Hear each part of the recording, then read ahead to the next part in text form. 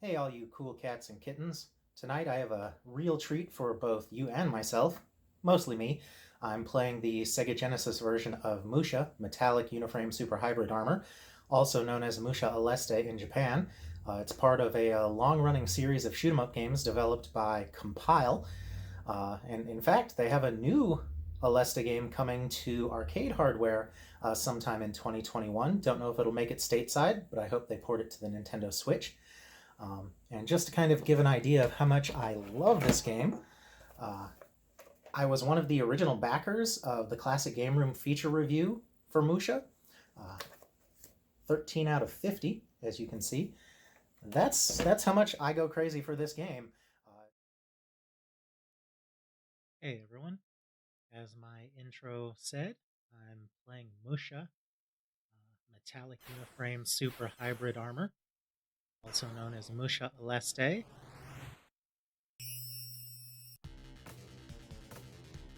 Before I get started, we'll watch the intro here.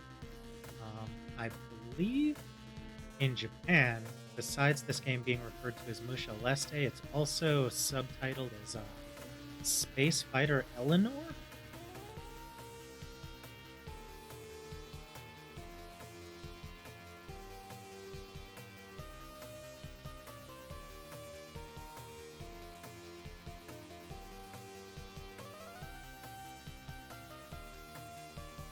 What a great soundtrack. It should be pointed out that this game came out in 1990,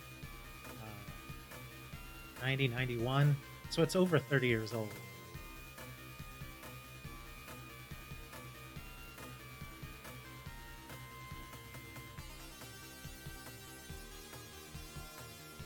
Gotta love the anime-inspired cutscenes.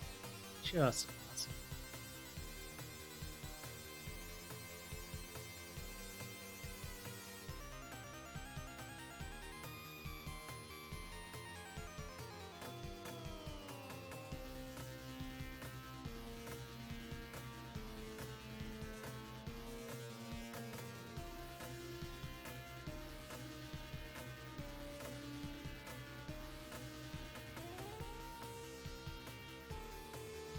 This cutscene actually tells the story of what happens in the first few seconds of the game.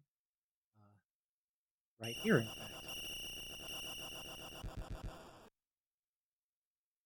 So this is just the demo. I'm going to go ahead and hit start and play a little bit here. Don't know how far I'll get. We'll see.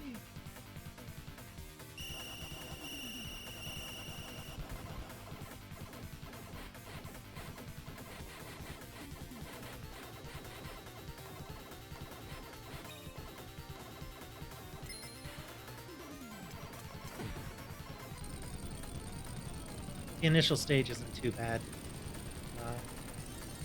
The little spaceship there that dropped the power chip things is very useful. Every 3 or 4 of those gets you another option pod that hangs out next to your craft and generally spreads your firepower.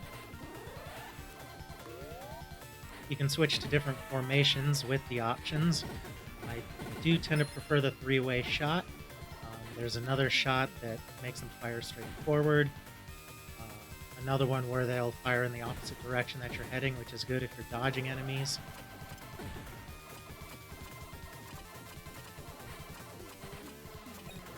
That one's also great because it pulls them in tight to your ship, which comes in handy in a later stage. Losing those options sucks, and after a few hits, they disappear. So it's always good to collect more of those power chips, because the more you collect, the more options you'll have. And about the only way to beat the game is to get a ton of them. I've beaten this game only a couple times. I love shoot-'em-up games, but I'm not very good at them. I'd say once you know what you're doing, this game is manageable. Compile, the developer, is well known for making fast-paced, frantic shoot-'em-up games, but they tend to balance their weapons pretty well, and the difficulty curve tends to be okay.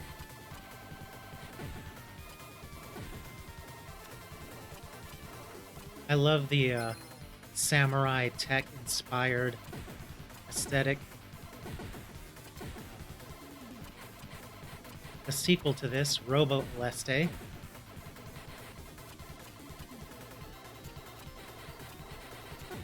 gets more into the samurai end of things. In many regards, I prefer that game to Musha, but um, this game has more of a balanced presentation, I would say. In terms of the weapons and the gameplay, it's friendlier to all types of players.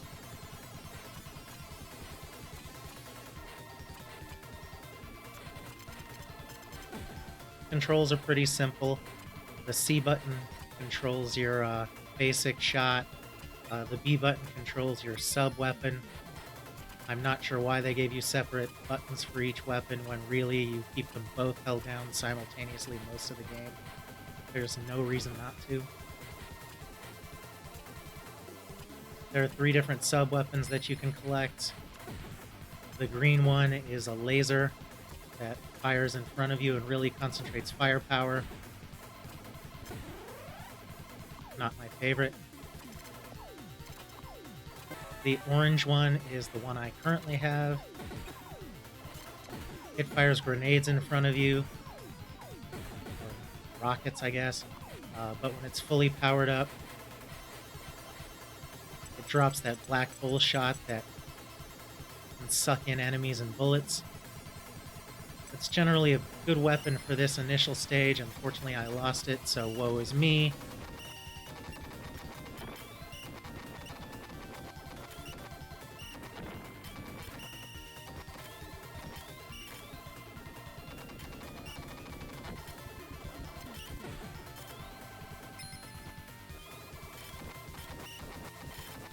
The weapon mechanic in this game is pretty trippy. If you get hit by something strong, you'll lose your weapon, and then another hit kills you.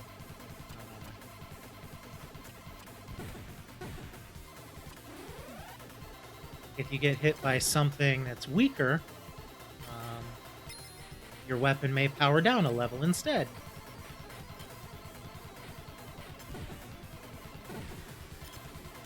Standard shoot 'em up device applies, don't get hit. It really sucks when you die in this game because repowering up your weapons is a pain, and that's how you end up losing a ton of the options.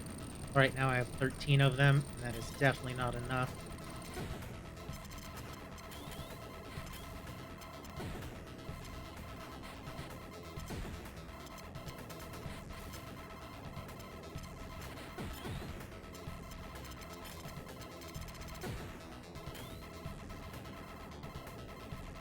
This boss, it's good to get used to sweeping side to side, because its shots track you, but only in a basic sense.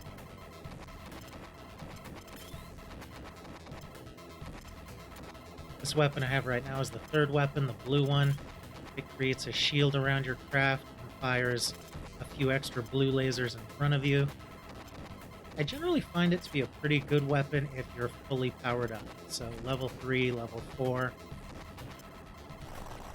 I think the level 3 grenades is probably the best overall weapon. I know that might seem crazy because if level 4 is the strongest, why wouldn't you want them powered up to level 4?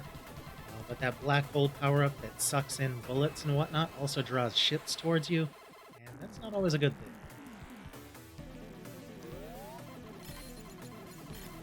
So the level 3 grenades are the level 4 shield here.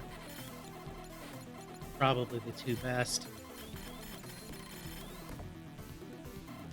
I'm going to try and hold on to the shield.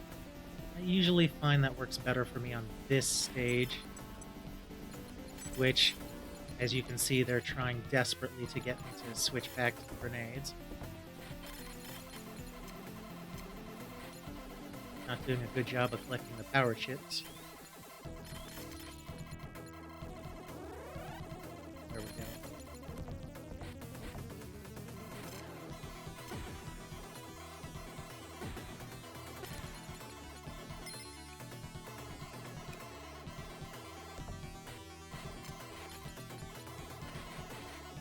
One thing I like about this game is the weapon system isn't overly complicated. There's definitely a strategic use to each weapon, but it's not like they get too crazy with it. One thing I don't like, though, is that it's so easy to pick up a weapon you don't want, so you have to figure out how to avoid them sometimes. I really wish they had done like they did in some of their later games, and also Space Megaforce for the Super Nintendo, where they not only made the weapon power-ups more plentiful, but occasionally there was a weapon power-up that would cycle between the different weapons, and then you could just pick up the one that you wanted. I thought that was a great balance.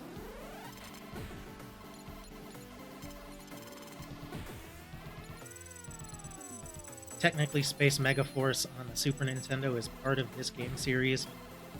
It's known as Super Aleste.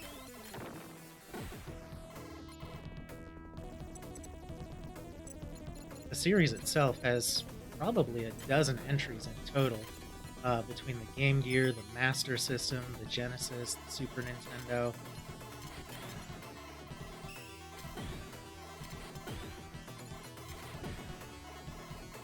Also, there's a game on the PC Engine, Spriggan, which was developed by them and plays so much like an Aleste game that it's basically Aleste with a different name.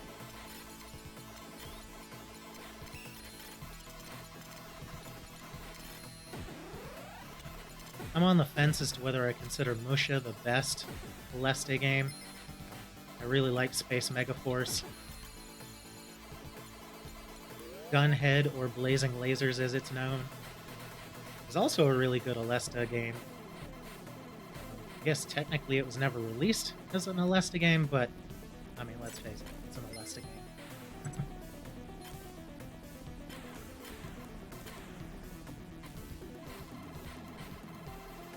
Lately, I've been playing a lot of the Aleste collection on the Nintendo Switch, which has the Master System and Game Gear games in it, but not this game. This is definitely one of the prizes of my Sega Genesis collection. I bought it before it got too crazy in price, but I still paid more for it than I normally would have. But, I mean, it's such a good game, it's worth it. Although these days, for a 30-year-old Sega Genesis game, if you're playing on actual hardware, to be fair, I'm not sure why someone wouldn't buy an EverDrive. Just so they could play anything they wanted to. You can play it in emulation as well. Sega Genesis emulation is usually pretty good on computers. This guy looks so much like the Predator, I love it.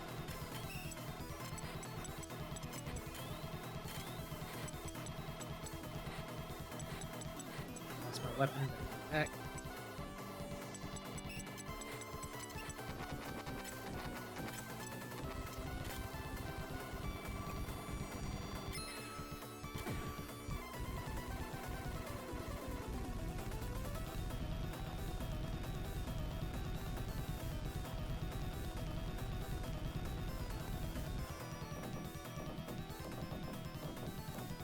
I love the part where the floor falls away. It's an effect that was used a couple years later in a game on the regular Nintendo called Crisis Force, which was made by Konami and only released in Japan.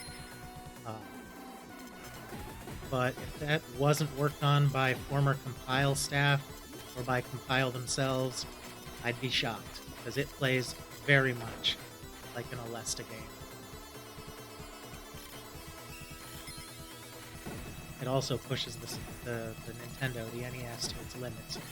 As an 8-bit game, it actually looks a lot like a Sega Genesis game.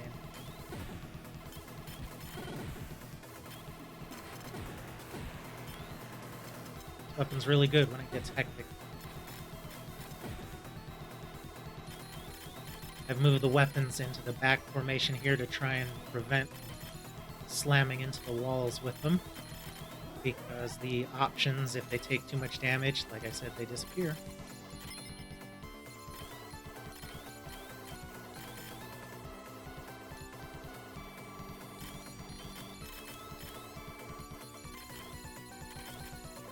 soundtrack to this game is awesome. One thing I find very unfortunate is some of the best songs are at the end of the game. So you have to get really good at it, play through it to really enjoy the soundtrack, unless you just listen to the sound test menu. So this is one of those games where I could just sit and veg and do that.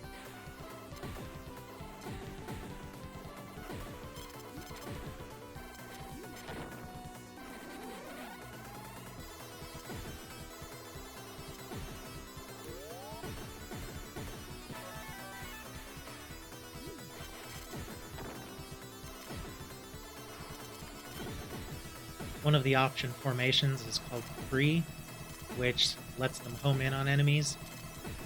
I don't recommend that because they will take hits a lot more frequently and blow up, and then you won't be able to use them as much.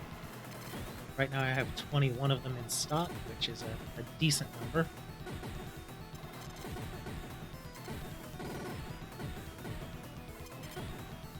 There is one stage, however, where using the free setting comes in handy. If I get there, I'll point it out. But in case I don't,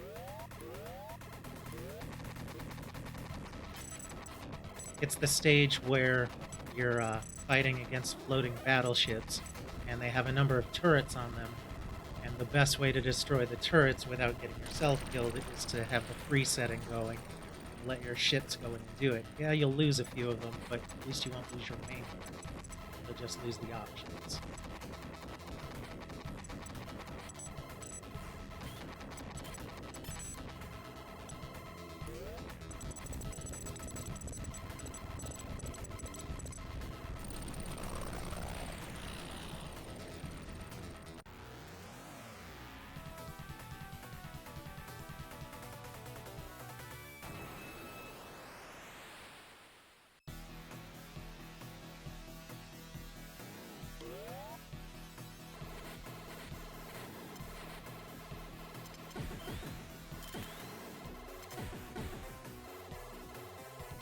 This is one of the better songs in the game.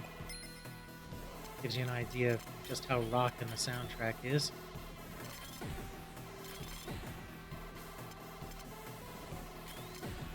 I love that there are missile launchers above the skies of Japan, while there's a city with lots of temples below.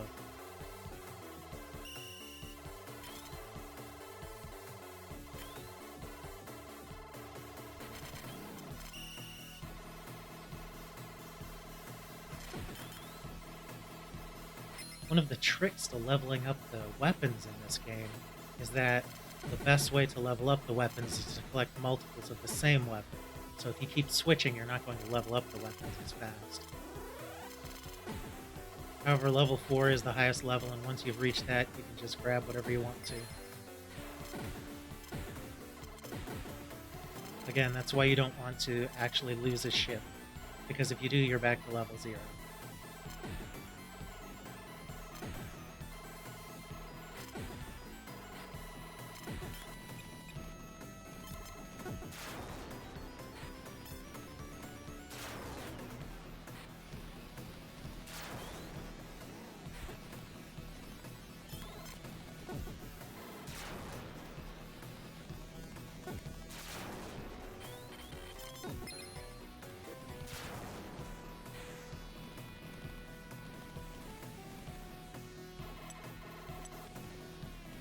This game has 3 difficulty settings. I'm playing on normal. I would say that the difference between easy and normal is not very pronounced. There are fewer bullets, but it's not like it's a drastic difference. The difference between normal and hard, however, is a total get your ass handed to you type deal.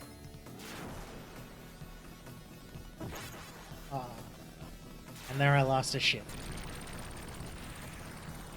As you can see, my weapons immediately powered down to 0. Sad times.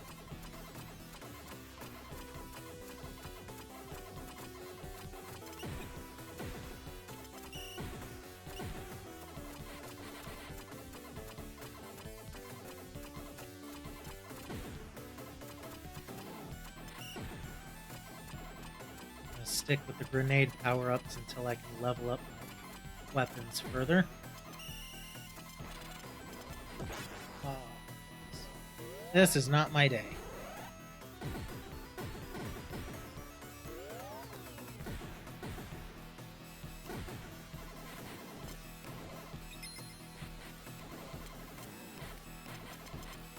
That's kind of how it goes with the Aleste series. Sometimes you get into a groove and really fly through, and sometimes the game hands you your ass.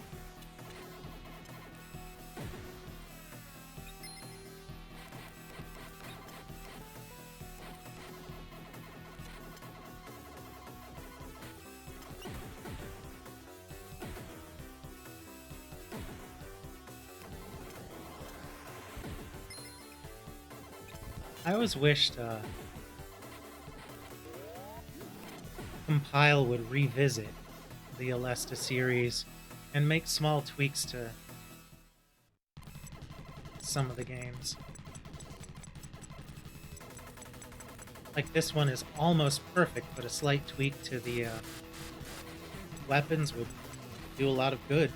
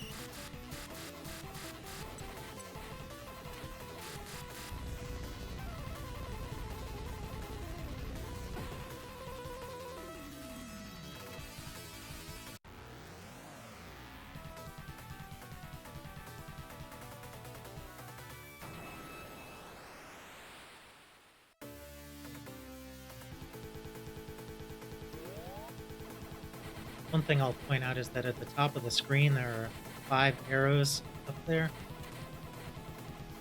That actually shows you the speed of the ship, and when you first start the game it's set to speed 3, which is just way too low. The hilarious thing is there's no way to change speed on the fly necessarily. It's also not an option in the options menu. However, if you pause the game and press left or right, you can change the speed of the craft, and then that speed sticks for future playthroughs. Don't know why they did it that way,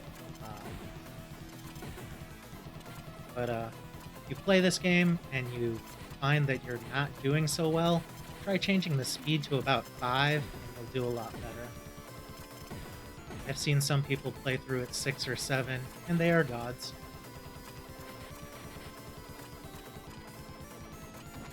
This is definitely one of my favorite shoot 'em up games, just for the style, controls, the gameplay. It's very fast-paced.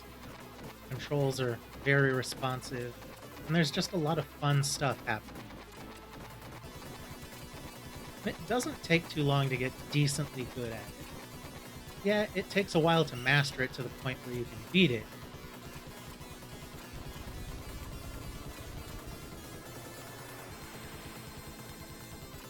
But there's a lot of fun to be had along the way.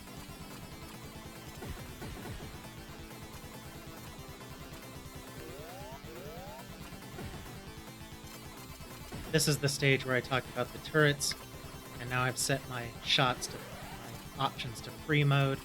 Probably going to lose a few of them, but that's okay. Let them work their magic.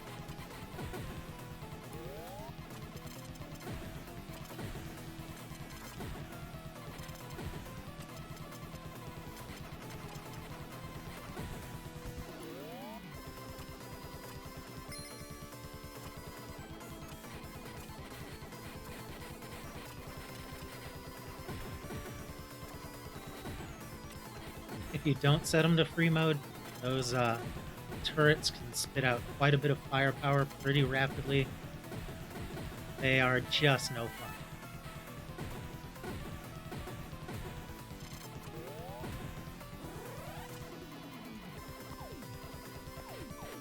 I didn't lose too many turrets there, so I'm not too sad about that. Definitely don't have the best sub-weapon here. Switching. I absolutely did not want a sub-weapon that would be pulling large enemies toward me.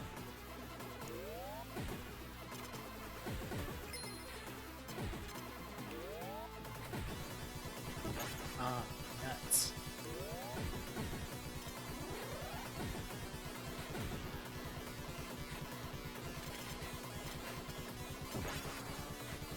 I'm just screwing the pooch here now.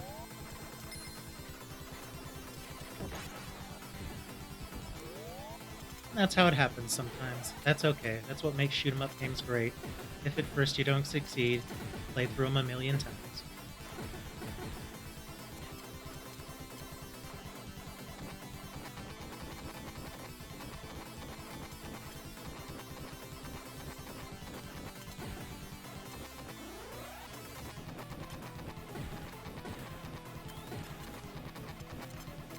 What an awesome boss. Kind of reminds me of a cross between Supersonic and a Gundam.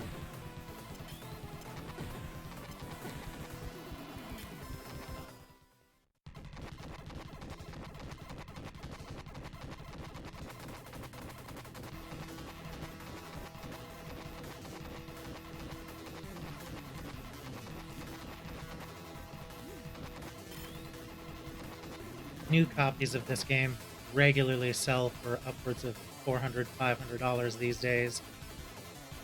Or not new, I mean complete in box. Loose copies tend to sell for between $250, $300. While I think it's worth it, that is a bit much for a 16-bit Sega Genesis game. It's a popular game, and they didn't make a ton of copies of it. So anybody that wants to emulate it or play it with an EverDrive or buy a Chinese clone, I don't blame you.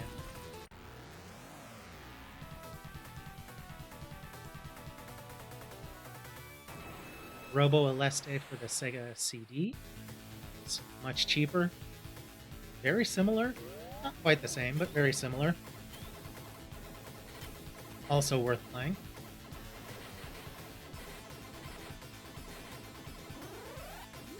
I might do a playthrough of that one of these days.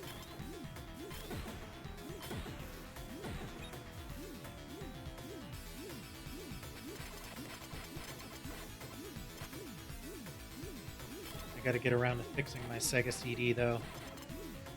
I believe the big capacitor on the board gave out. It's just my guess. It'll require some soldering to fix, and I'm not looking forward to that. Just slow down there.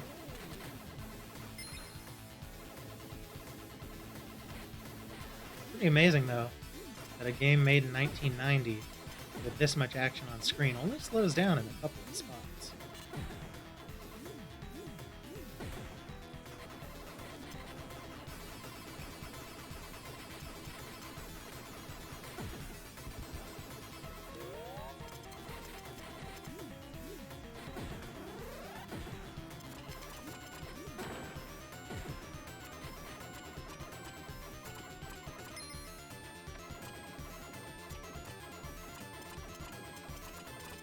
If I do actually run out of lives, I'm not going to continue. I think this video has gone on long enough.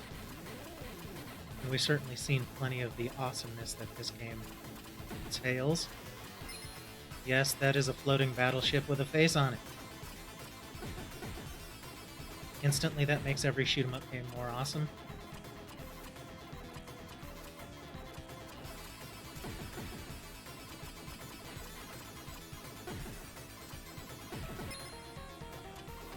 If you're a developer and you're making a shoot 'em up game, you make a giant floating pirate ship with a face on it, your game is just going to be that much better for it.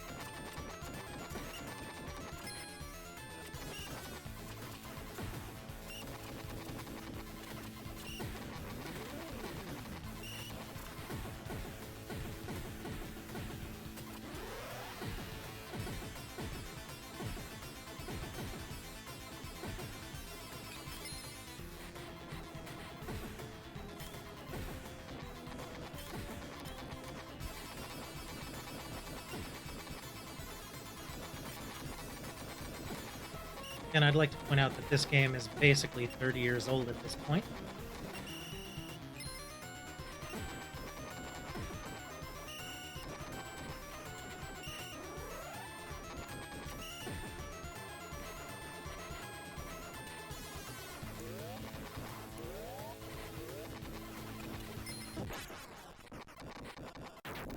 And that was my final life. That's too bad. Usually I get slightly further ahead of this. Um, but yeah, that's Musha for the Sega Genesis, one of my favorite shoot 'em up games. Uh, if you can find a copy of it, I definitely encourage you to pick it up. It's worth owning, and since everybody loves it, it's not like you're going to be buying something that's going to lose value over time. Plus, it's just a cool ass game. I really wish that they would take this and Space Mega Force and their later games and put them into a collection and maybe update them a little bit. Like this one, update it so that there's an on the fly speed setting, change things around a little bit, make a director's cut version. Anyways, I'm going to call that a day. I've got other games to play, I've got stuff to do, I've got videos coming up that I still want to do regarding various homebrew games. If I ever get my copy of Aprium in, I'm going to be playing that. And I still have to get around to Streets of Rage 2 as well. A lot of good games I need to play, I just haven't had as much time. Started a new job a few months ago. It's really fulfilling. And so I haven't really felt the desire to play a ton of video games. It's funny what happens when real life is going pretty well. But I will be making more video game content, so just be on the lookout for it if that's what you like. As you know, I ain't trying to be a full-time YouTuber, I'm just doing stuff that I like. So with that said, and with most of this cutscene out of the way, see you later.